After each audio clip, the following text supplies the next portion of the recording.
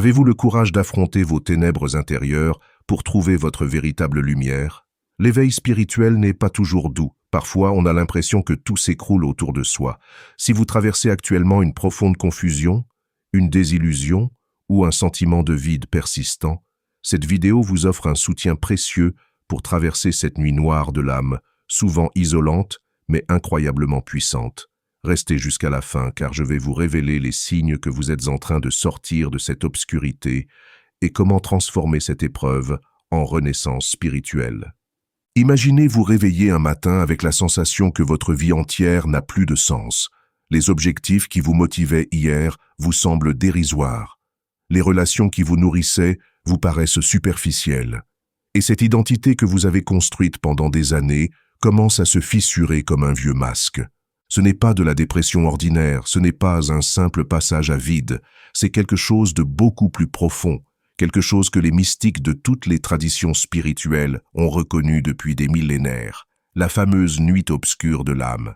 Cette expression popularisée par saint Jean de la Croix au XVIe siècle décrit une phase cruciale mais terriblement éprouvante du cheminement spirituel, une période où l'âme traverse une profonde purification avant d'accéder à une union plus authentique avec le divin, avec sa véritable essence. Mais avant de plonger dans les profondeurs de cette nuit, comprenons d'abord ce qu'est véritablement l'éveil spirituel. Car contrairement à ce que véhiculent les réseaux sociaux avec leurs images de méditation parfaite et de bonheur constant, l'éveil n'est pas une destination paisible, mais un processus souvent chaotique de déconstruction et de reconstruction. L'éveil spirituel authentique commence généralement par une fissure dans votre réalité consensuelle. Cette fissure peut être provoquée par une crise existentielle, une perte déchirante, une maladie grave, ou parfois simplement par une question qui refuse de vous lâcher. Qui suis-je vraiment au-delà de mes rôles sociaux? Les premiers signes sont souvent subtils, une fascination soudaine pour les questions métaphysiques, des synchronicités troublantes qui se multiplient, une sensibilité accrue aux énergies des lieux et des personnes, des rêves particulièrement vivides, porteurs de messages symboliques. Vous commencez à remettre en question les croyances que vous aviez acceptées sans réfléchir, les structures sociales qui vous semblaient immuables révèlent leur nature construite et arbitraire. Vous ressentez un appel intérieur vers quelque chose de plus authentique, de plus vrai, même si vous ne savez pas encore ce que c'est. Cette phase initiale peut être exaltante, vous découvrez de nouvelles perspectives, vous expérimentez des états de conscience élargis, vous ressentez une connexion profonde avec la nature et l'univers. Certains vivent des expériences mystiques spontanées qui confirment l'existence de dimensions au-delà du matériel. Mais voilà que progressivement, l'euphorie initiale laisse place à quelque chose de beaucoup plus déstabilisant. Vous entrez dans ce que les traditions spirituelles appellent la nuit obscure de l'âme. Et c'est ici que commence le véritable travail de transformation. La nuit obscure n'est pas une dépression clinique, même si elle peut présenter des symptômes similaires. La différence fondamentale réside dans sa nature et son but. La dépression est souvent un repli sur soi face à la douleur, tandis que la nuit obscure est une expansion douloureuse de la conscience qui dissout les structures égotiques obsolètes.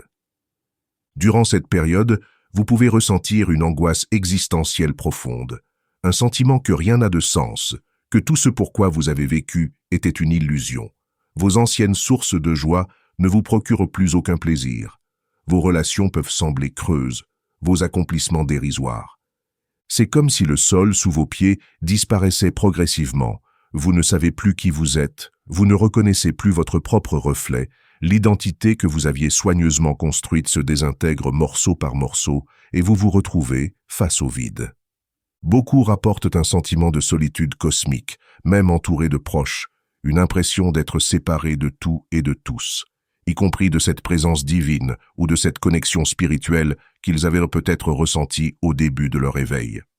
Les émotions refoulées depuis des années remontent à la surface avec une intensité dévastatrice, la colère, la tristesse, la honte, la peur. Tout ce que vous aviez enfoui pour fonctionner dans le monde réclame maintenant votre attention, exige d'être reconnu et libéré. Physiquement, cette période peut se manifester par une fatigue chronique inexplicable, des perturbations du sommeil, une sensibilité exacerbée aux stimuli. Certains rapportent des douleurs mystérieuses qui disparaissent aussi mystérieusement qu'elles sont apparues. Mais pourquoi cette épreuve est-elle nécessaire? Pourquoi l'éveil spirituel doit-il passer par cette destruction apparente de tout ce que nous sommes? La réponse réside dans la nature même de la transformation authentique. Vous ne pouvez pas simplement ajouter une nouvelle couche spirituelle à votre ancien moi. L'éveil véritable exige la mort de l'ego, non pas sa disparition totale, mais la dissolution de son emprise tyrannique sur votre conscience. Toutes ces identités que vous avez endossées, le professionnel accompli, le parent dévoué, l'ami fiable, le rebelle créatif, toutes ces facettes sont des constructions mentales qui masquent votre essence véritable. La nuit obscure les déconstruit une à une pour révéler ce qui reste quand tout le superflu a été brûlé. C'est un processus alchimique de purification. Le feu spirituel consume ce qui n'est pas authentique en vous. Vos attachements, vos peurs, vos désirs égotiques, vos croyances limitantes, tout ce qui vous empêche d'accéder à votre nature profonde. Cette phase n'est pas un échec spirituel, mais au contraire, le signe que votre éveil progresse vers des profondeurs authentiques. Les traditions mystiques de toutes les cultures reconnaissent cette étape comme incontournable. Les soufis parlent de fana, l'annihilation du moi. Les bouddhistes évoquent la dissolution de l'illusion du soi séparé. Les chrétiens mystiques décrivent la purification de l'âme. Alors comment naviguer dans cet abîme sans y perdre complètement pied? Comment traverser cette nuit sans se laisser engloutir par le désespoir? La première clé est l'acceptation radicale. Cessez de résister à ce qui se passe. Cessez de vous juger pour ce que vous ressentez. La résistance ne fait qu'amplifier la souffrance. Quand vous acceptez pleinement votre état présent sans essayer de le changer, paradoxalement vous créez l'espace nécessaire à la transformation. Pratiquez l'ancrage dans le moment présent. Quand l'angoisse existentielle menace de vous submerger, ramenez votre attention à votre respiration, aux sensations de votre corps, aux sons qui vous entourent. Le mental adore se projeter dans un futur catastrophique ou ressasser un passé douloureux.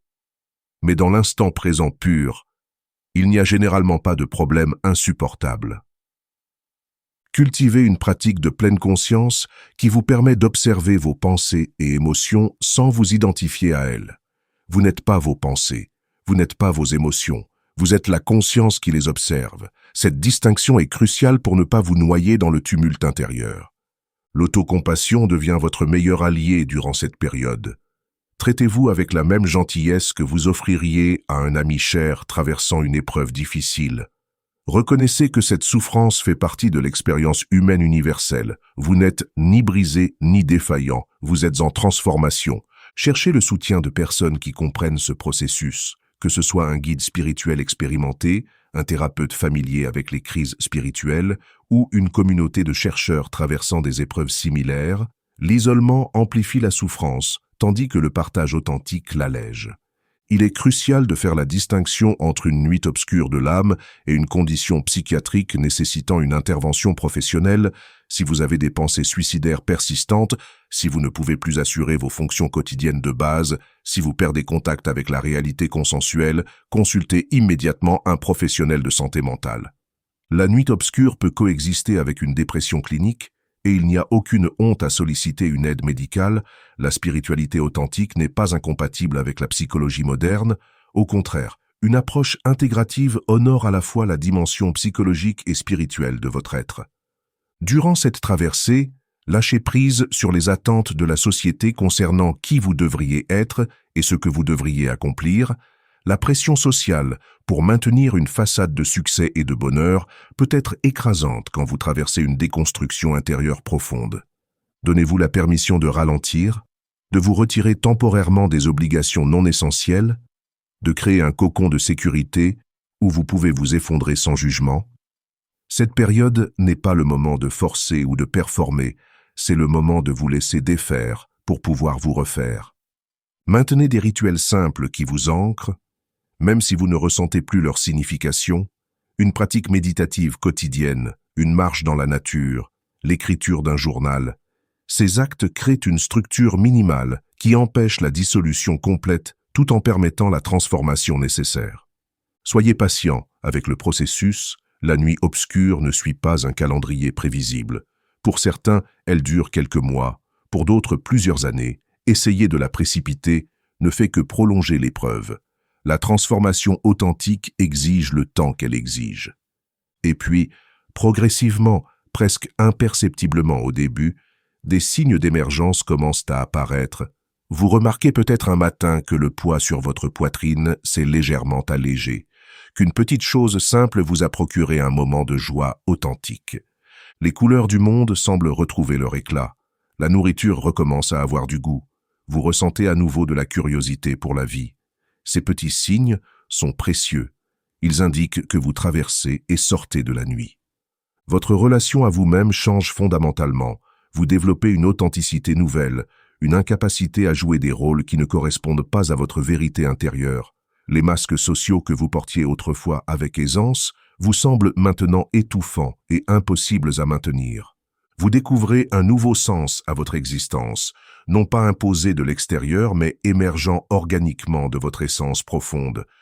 Ce n'est plus une quête frénétique de sens, mais une reconnaissance paisible que vous êtes le sens, que votre simple présence consciente est déjà pleine et complète.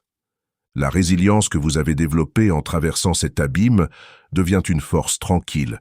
Vous savez maintenant que vous pouvez survivre à la dissolution de tout ce que vous pensiez être.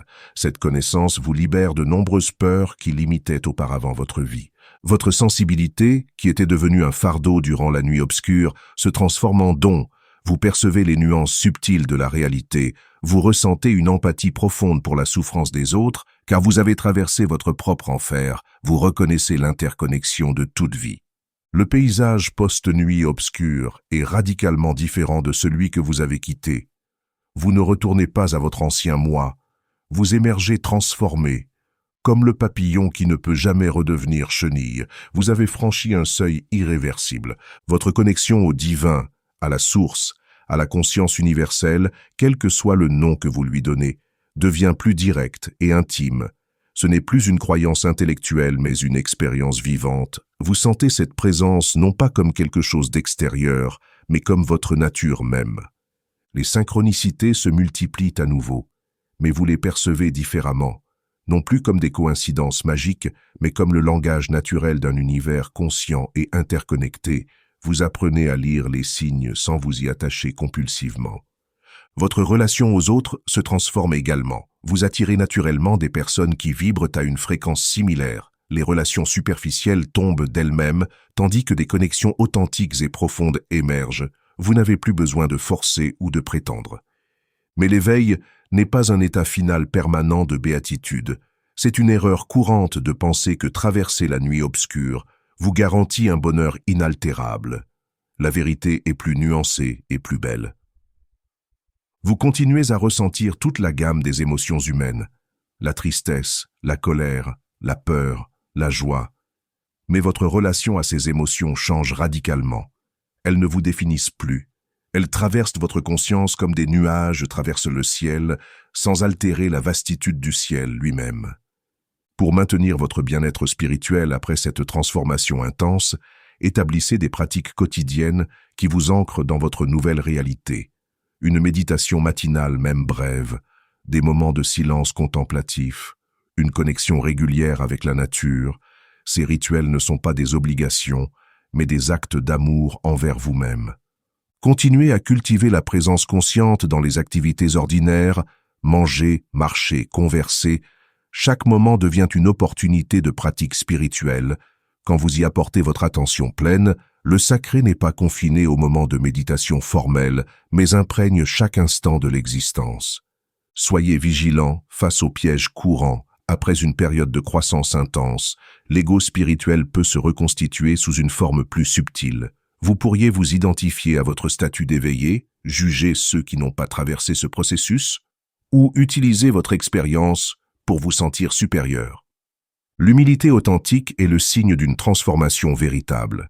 Reconnaître que malgré tout ce que vous avez traversé, vous restez un éternel apprenti dans l'école de la vie, que chaque jour apporte de nouvelles leçons, que vous ne savez finalement presque rien face au mystère infini de l'existence. Évitez également le piège de la stagnation spirituelle. Après l'intensité de la nuit obscure, il peut être tentant de s'installer dans un confort relatif, de cesser de questionner et d'explorer, Mais l'évolution spirituelle est un processus dynamique qui ne se termine jamais. Comprenez la nature cyclique de ce voyage. Vous pourriez traverser plusieurs nuits obscures au cours de votre vie, chacune vous emmenant à des profondeurs nouvelles. Chaque cycle de déconstruction et reconstruction vous rapproche de votre essence la plus authentique. Ces cycles ultérieurs sont généralement moins dévastateurs, car vous avez développé les outils et la confiance nécessaires pour naviguer dans l'obscurité. Vous savez maintenant que l'aube suit toujours la nuit la plus sombre, que la dissolution précède toujours une renaissance. Embrassez l'inconnu comme votre demeure naturelle. Le besoin de certitude et de contrôle est une caractéristique de l'ego qui cherche à se sécuriser. Mais la vie authentique se déploie dans le mystère, dans l'espace ouvert de ne pas savoir. Cette acceptation de l'inconnu n'est pas de la résignation passive, mais une ouverture active à la créativité infinie de l'existence. Quand vous cessez d'imposer vos plans rigides à la vie, vous découvrez qu'elle vous guide avec une sagesse qui dépasse infiniment votre compréhension limitée. Partagez votre expérience avec discernement. Votre traversée de la nuit obscure peut devenir une lumière pour d'autres qui se débattent dans leur propre obscurité. Mais partagez depuis un lieu d'humilité et de service, non depuis un besoin de validation ou de reconnaissance. Votre vulnérabilité authentique concernant vos luttes et votre transformation peut créer un espace sacré où d'autres se sentent autorisés à être également vulnérables, à reconnaître leur propre nuit obscure, non comme un échec, mais comme un passage initiatique. Honorez le paradoxe que vous êtes devenu, simultanément humain et divin, fini et infini, individu distinct et expression unique de la totalité. Ces paradoxes ne peuvent être résolus intellectuellement, mais seulement vécus dans la chair et le sang de votre existence quotidienne. Cultivez la gratitude pour cette épreuve qui vous a transformé, même dans ces moments les plus sombres. Elle vous a offert des dons inestimables, une profondeur d'être, une compassion authentique, une liberté intérieure que aucune circonstance extérieure ne peut vous retirer. La nuit obscure de l'âme n'est pas une punition, mais une invitation à mourir à ce que vous n'êtes pas pour renaître à ce que vous avez toujours été, à lâcher les illusions confortables pour embrasser la vérité dérangeante mais libératrice. Si vous traversez actuellement cette nuit, sachez que vous n'êtes pas seul, que des millions d'âmes avant vous ont parcouru ce chemin, que cette obscurité n'est pas le signe que vous avez échoué, mais la preuve que vous évoluez vers quelque chose de plus vaste et de plus vrai. Ayez confiance en le processus même quand tout en vous hurle de résister. La chenille qui se dissout dans le cocon ne sait pas qu'elle deviendra papillon. Elle expérimente simplement sa propre destruction. Pourtant, cette destruction est la condition même de sa métamorphose. Vous aussi, vous êtes en métamorphose.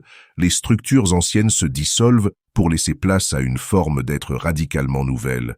Ce qui meurt en vous n'est que ce qui vous limitez. Ce qui naît est votre potentiel le plus élevé.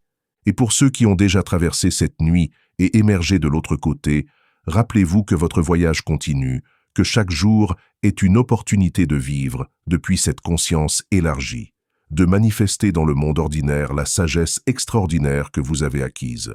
Votre simple présence consciente devient un phare pour ceux qui sont encore perdus dans l'obscurité.